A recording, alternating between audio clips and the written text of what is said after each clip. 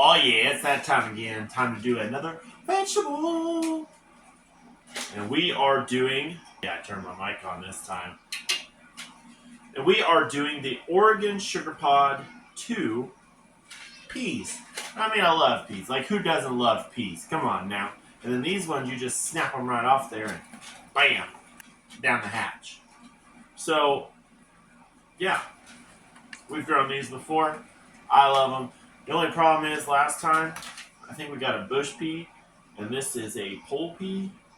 But yeah, last time I got a bush pea, this time I got the pole peas. So, oh yeah, these are cute.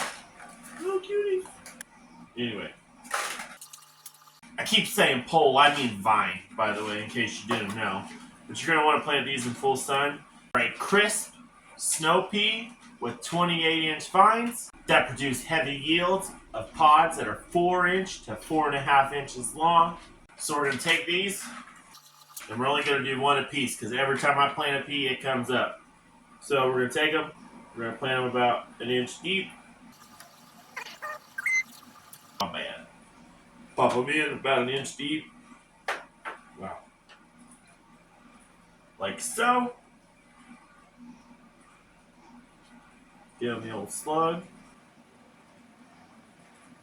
Let that marinate a minute. And we're, of course, doing ours inside, but, you know, I like to have them a little going before the last frost hits. So you're going to want to sow these in average soil in full sun for an early spring crop. Then you want to sow them again later on, late summer, for a fall crop. And then you want to do 2 rows and plant your peas 2 inches apart throughout the row and put the 2 rows 6 inches apart.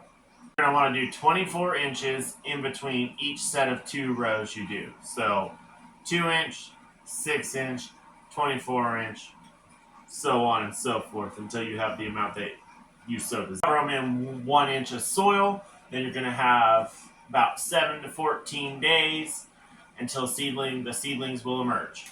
And then you're going to want to thin them to about 4 to 6 inches apart when they're about 1 to 2 inches tall. So I planted my first set of these sugar pod peas on February 20th of 2024. About 6 days for them to germinate.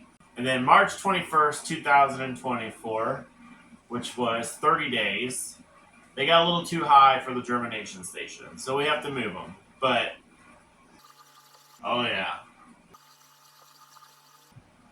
So the stake I thought would support them until I could get them outside on their trellis, they're already outgrowing it. So I have to get a bigger stake. Now what I will say is after we cover this with the saran wrap, let it germinate, and then the little seedlings start coming through, and then pull the saran wrap out, throw a stake in there, and make sure you're watching these little squirrely suckers because like this guy's wrapped around this guy, and like I'm keeping them all pretty tight right now, but I would say definitely only plant these about 30 days before your last frost date because if you do it any sooner, they get a little carried away. But I'm loving it because it's just awesome to be like, hey, this is what you can accomplish in just a little party cup. I can't wait for these guys to be ready for harvest.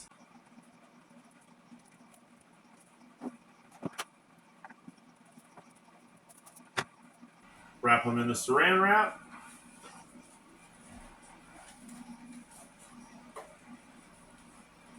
Like so. And then we're going to set them over in the rack that's got the water in the bottom of it, so it'll water them from underneath, get the humidity up inside there, and boom. Like I said, about 6 days, we'll see them start coming up, pull it off there, throw a stake in there. I'm going to get another larger stake for these guys, and because I've still got a little bit before, I think it's April 20th is our last projected frost date after going through everything and figuring out exactly when the frost dates were. So about April 20th is when they'll be ready to rock. So if you like the content, go ahead and hit that subscribe button. I'll see you in the next one.